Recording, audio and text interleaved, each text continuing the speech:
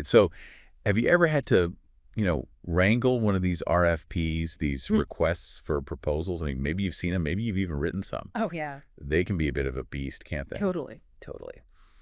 Today, we're going on a deep dive into the world of security software, specifically that privileged access management stuff. PM. Yeah, PM, exactly. And we're going to be looking at how organizations, how do they pick the right one? We've got this super insightful article that's all about how to avoid some serious pitfalls when you're building that RFP. Yeah. Why is this important for, everybody listening out there? Right. Because, well, making bad decisions here, it's not just, oh, I bought the wrong brand of coffee, right? Right. This has huge security implications. Yeah. And our expert here is going to shed some light on just how common this problem really is. It's really common, unfortunately. Plus, we've got this awesome analogy about fruit baskets that you just can't miss. Oh, yeah. The fruit basket analogy. That's a good one. Really captures it. So let's start with the basics. What exactly is an RFP, and what's its purpose when a company is trying to pick out new software? Okay, so an RFP, it's basically a document that organizations put together when they're looking to buy something big, like a software system. Right. And in this document, they lay out, all their requirements. What do they need the software to do? What are their must-haves? What are their nice-to-haves? So they're kind of like shopping lists, but for, enterprise software. Yeah, exactly. They send these RFPs out to different vendors, different software companies, and then the vendors, they come back with their proposals like, hey, here's how our software meets your needs, here's how much it costs, that kind of thing. Got it. Now, the article we're looking at today uses this really interesting analogy.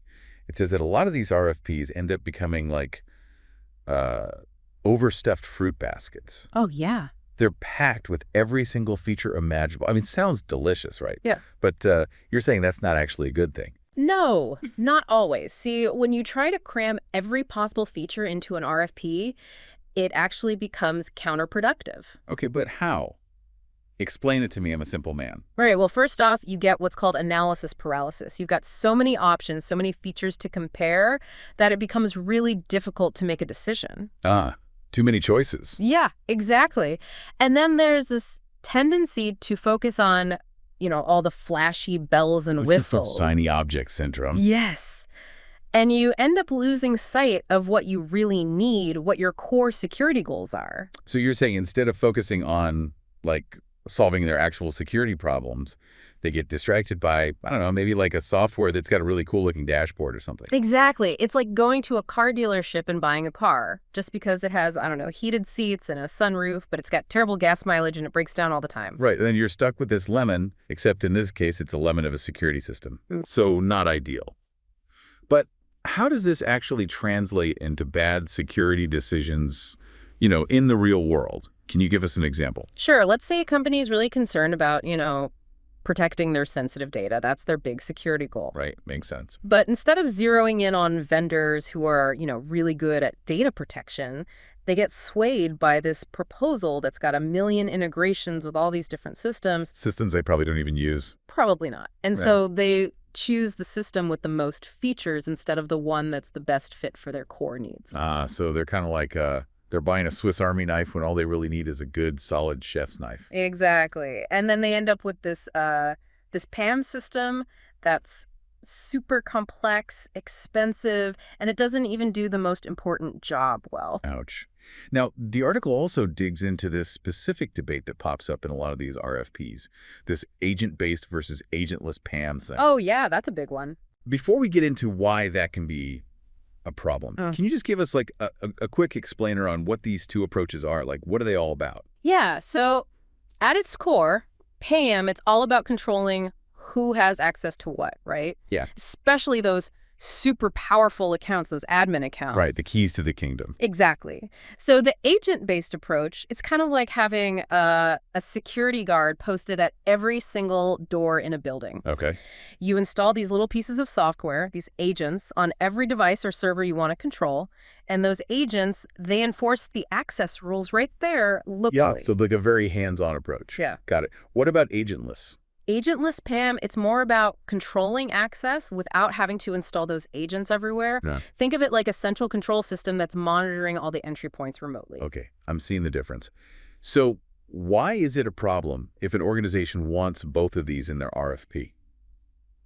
I mean, it sounds like they're just trying to be thorough, right? They want the best of both worlds. Well, the thing is, trying to shoehorn both approaches into one system, it can actually create more problems than it solves. More problems. Like what? Well, for one, there are often compatibility issues. These agents, even from the same vendor, they might be built for different operating systems or applications.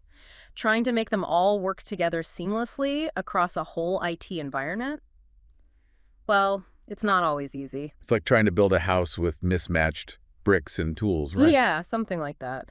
Plus, you've got this increased management overhead because you're essentially running two separate PAM systems in parallel. So it's not about getting the best of both worlds. It's about ending up with a system that's just way too complicated and probably not very efficient. Right. And the article mentions that this can have some real consequences. Like, we're talking canceled RFPs, projects getting scrapped. Yes. Yeah, there was this example from like a government agency where their RFP got thrown out because they wanted both agent-based and agentless PAM, plus a whole bunch of other stuff. A real fruit basket situation. Totally. And it was just impossible to actually implement. Plus, they were asking for features that the vendor had already, stopped offering like ages ago. Just like they were asking for like a rotary phone in the age of smartphones. Pretty much. And it just shows how like good intentions can backfire when you get so focused on creating this massive, overly prescriptive RFP, you lose sight of what's actually feasible. It's kind of a scary story, actually. Okay. I mean, who would have thought an RFP could be so dangerous? Right.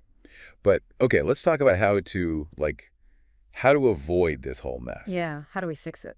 The article, thankfully, doesn't just point out the problem. It gives us some actual advice. Yeah, it's got solutions. And their first tip is kind of interesting. And they say, start with an RFI, a request for information. RFI. Yeah, before you even go to the RFP. What's the point of that? So an RFI, it's like dipping your toes in the water before you jump in the pool. Okay, I like that. It's a way to get some intel from these vendors. You want to know what they can actually do, what their approach is, before you start throwing all these specific requirements at them.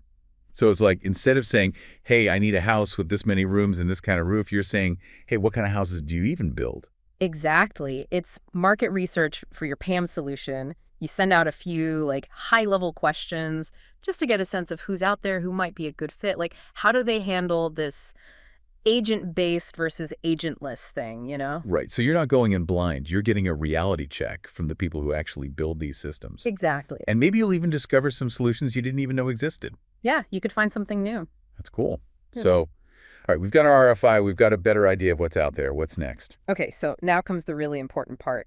Defining your core requirements. Core requirements. This is where you gotta really laser focus on what matters most to your organization. What are your absolute must-haves when it comes to security, compliance, all that stuff? Okay, so it's not about making this giant wish list of every feature under the sun. It's about figuring out what are the foundational things we absolutely need? Exactly. You got to resist that urge to include all the bells and whistles. Oh, that's hard for me. I'm a total bells and whistles person. Right. It's tempting, but you really got to focus on those core elements that are going to actually improve your security posture. All right, so we've done our RFI. We've got our must-haves figured out. That should help us avoid the whole fruit basket situation, right? It definitely helps. But, I got to admit, I'm like a chronic overpacker. I always throw extra stuff in my suitcase just in case. How do we avoid doing that with an RFP? Well, the article has some great advice for that. They say be ruthlessly selective. Ruthlessly selective. Okay, I can try that. Yeah? Only include features that directly address your organization's specific needs and use cases. Specific needs and use cases. Got it. You got to ask yourself, will this feature actually solve a problem we have? Right. Or is it just a nice to have? If it doesn't directly help you reach your security goals, leave it out. So it's kind of like, Marie Kondoing your RFP. Yeah. If it doesn't spark joy, get rid of it. Exactly. Every extra requirement you add, it just adds complexity. Right. And that can lead to confused vendors, longer implementation times, and ultimately you end up with a solution that's just not as effective. Okay, that makes sense. But, it's easy to get caught up in all the hype, right? Especially in tech. Oh, totally. There's always some new shiny thing that everyone's talking about. How do we make sure we're not just chasing trends and we're picking features that are actually going to, last? That's where critical thinking comes in. You can't just blindly accept every new feature as a must-have. You got to ask the tough questions. Does this technology really align with our long-term strategy? Okay. Is it a proven solution, or is it still in its early days, kind of experimental? Right, so sometimes the hyped up features could even introduce new problems. Yeah, exactly. They could make things more complex or even introduce new vulnerabilities. So it's not about being like afraid of new technology. It's about being a smart shopper. Exactly. You wouldn't buy a car just because it has some fancy new feature you don't need. Yeah, you got to think about the costs and benefits. You got to make sure it aligns with what you need the car for. Same thing with software. Now, the article also talks about the importance of getting stakeholders involved early on. Yeah, that's crucial. Why is that so important? Look, you shouldn't be creating an RFP in a vacuum. You need input from all the people who are going to be affected by this PAM solution. So who are we talking about here? I mean, your security team, obviously, IT admins, compliance folks, even the business leaders who rely on the systems you're trying to protect. So it's like a team effort. Absolutely. Everyone brings a different perspective to the table. Like, your security team, they might be all about the technical stuff, but your compliance officer is going to be focused on meeting all those regulations. It's kind of like, building a house. You wouldn't want the architect making all the decisions without talking to the engineers and the plumbers, right? Exactly. You need all those different experts to create something that's solid and functional. And by getting everyone's input early on, you can avoid, those surprises down the road. Yeah, you don't want any nasty surprises. So you're more likely to end up with an RFP that actually reflects everyone's needs, not just one department's narrow view. Exactly, a holistic view. Okay, so we've gone from this, scary story of fruit basket RFPs to some really practical steps for building a better process. I've got a plan now. Yeah, we've got the RFI, we know how to focus on our must-haves, and we're bringing in the whole team. Sounds good. But the article leaves us with this really interesting thought. They say that this whole overcomplication thing, it's not just about PAM software. It's everywhere. Oh, yeah, it's a human thing. It's like, planning a vacation. You try to squeeze in every single thing, every museum, every restaurant, and you end up just, totally burnt out. Oh, yeah. You haven't really enjoyed anything. Or even, when you're buying a new phone and you're comparing all these specs and features. Right.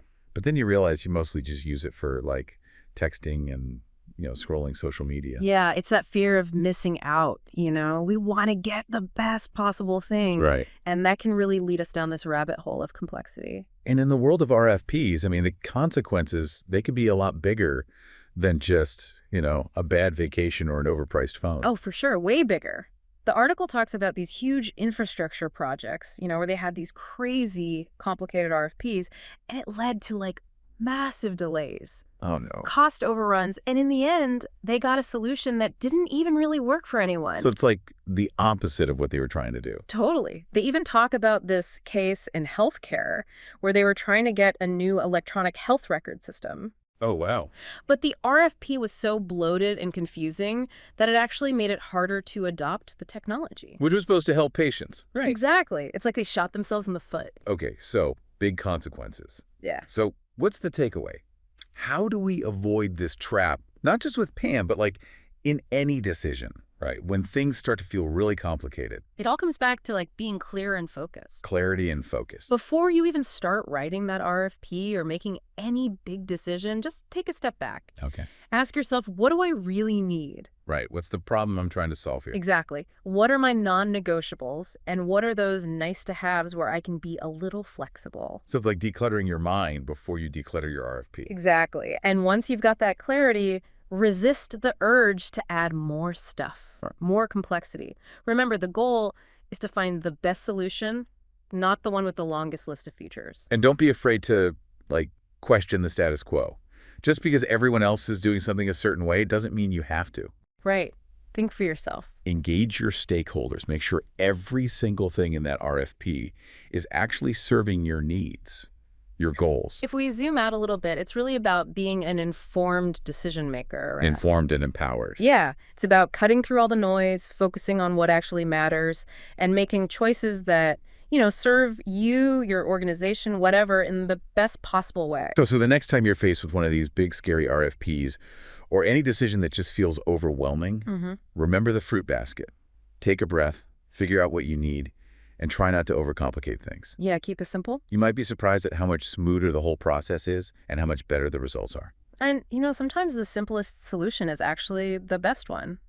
Well, that's about it for our deep dive today into the world of RFPs and how to avoid that fruit basket trap. Hopefully you learned a thing or two.